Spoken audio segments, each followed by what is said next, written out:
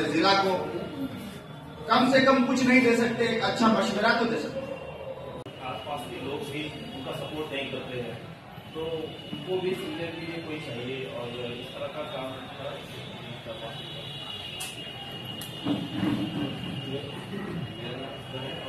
विश्व कारवां है पूरे हिंदुस्तान में, जो हमने 2017 में शुरू किया था।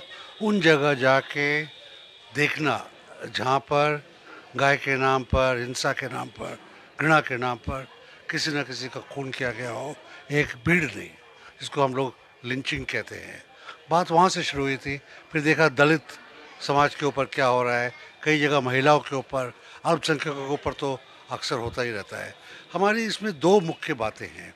एक तो जाकर रिकॉर्ड करने का क्या हुआ, दूसरा जब उनसे जाके बात करते हैं तो हम सिर्फ पत्रकार की तरह बात नहीं करते या पुलिस वाले की तरह बात करते हैं, आत्मीयता से बात करते हैं, ताकि उसको पता लगे कि हमारी भी कोई सुनने के लिए तैयार। कुछ सालों से हम देख रहे हैं कि इस तरह की घटनाओं की शुरुआत यहाँ भी हुई और भीड़ मार नहीं रही है, लेकिन एक डर, हमेशा एक डर का माहौल और नफ़रत का माहौल एक सुलग सा रहा है इस प्रदेश में।